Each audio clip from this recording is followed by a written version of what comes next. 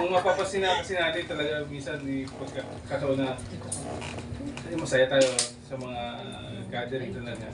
Pero siguro mas maganda na sa bawat gathering natin, we're praying na merong ganitong klaseng activities na hindi lang sa laro na tayo ay nagiging masaya. Mas maganda, maging masaya tayo sa salita ng Diyos na magpapaalala sa atin. Ay marahil yung mga last year pala 2025 siyempre may mga ups and down tayo. But dun sa mga pag-down natin, salamat tayo sa Panginoon dahil nakaligtas tayo sa 2025 at tayo ay nakatungtong sa 2026 ng good health. Ngayon ay sa ganong sitwasyon ay atin namang pasalamatan din ang Panginoon sa pamamagitan ng ating pag-awit sa Kanya.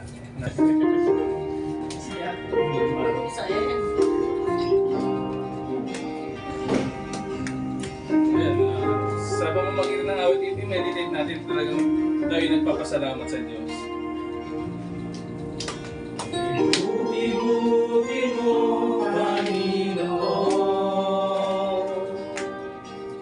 sa lahat ng oras, sa bawat araw, ika'y laging tapat kung magmahal. Ang iyong kaawa ay magpawalang hanggan.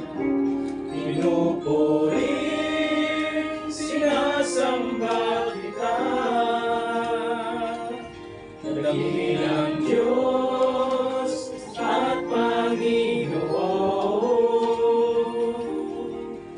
Tunay ngang ika'y walang katulad, tunay ngang ika'y di nagbabago. Mabuti ang Diyos na sa amin mamahal. Sa inyo pong kabutihan, Panginoon, sa amin. Salamat, Panginoon, sa buong isang taon na inyo pong pagsama sa amin. Lord, nandiyan pa rin po ang inyo pong pagsama sa amin.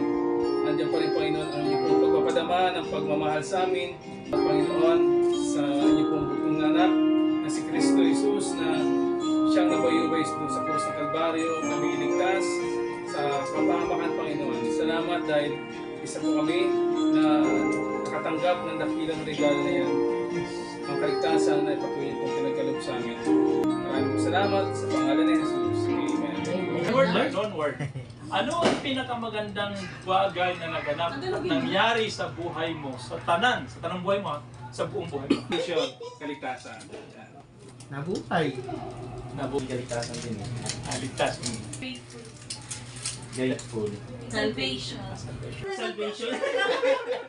Blessing. Blessing. So actually, yung gusto kong marinig, yung naligtas. Sa naligtas. Kasi pag sabing naligtas, parang sure ka na ikaw talaga ay naligtas na. Yun ang pinakamagandang naganap at nangyari sa ating pong buhay. Kaya nga, anong ginagawa natin sa buhay na ito? Lahat ng ating tatamasahin sa buhay na ito, sa mundong ito, ay magiging walang kwenta, magiging walang silbi kapag hindi tayo naligtas. Anong silbi ng kayamanan? Anong silbi ng ganda ng buhay? Anong silbi ng gandang bahay? Anong silbi ng magandang sasakyan kung mapupunta ka lang naman sa impyerno? Pinakailangan natin ang kaligtasan. Kaya dapat talaga maligtas tayo.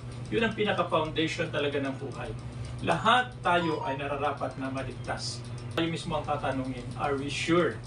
Tiyak ba tayo? Nasa talagang sa langit ang pupunta. Yung pag-aaral ay ito. Mayroon pong 4 na katotohanan na gusto ko pong ipaalam sa inyo po. 4 na katotohanan na dapat po nating malaman. Ang Diyos ay katotohanan. So, si Jesus at ang kanyang salita, hindi pwede paghiwalayin yan. Kung si Jesus ay katotohanan, siyempre ang kanyang salita ay katotohanan din. So, ang ating talagang basihan ng ating pananampalataya ay wala iba kundi ang Biblia. No other than the Bible. Wala hong iba. Kaya hindi tayo pwedeng manampalataya sa Diyos gamit ang ibang kasulatan, gamit ang ibang tradisyon, gamit ang ibang sitwasyon, kundi ang ating paniniwala sa Diyos ay nakabatay lagi sa kanyang mga salita. Kaya yun ang pinakabasihan talaga natin ng salita ng Diyos. Biblia ang magbibigay ng sagot sa lahat ng ating katanungan. So meron tayong 4 na bagay na dapat po nating malaman, ano po, o katotohanan na dapat po nating malaman. Una, God loves us and He has a wonderful plan for our lives. Siyahan, hindi mo susumpungan sa mga material na bagay. Temporary lang yan eh. Diba? Yung ating mga kasiyahan dito, temporary lang yan. Paglipas ng panahon, mawawala din yan.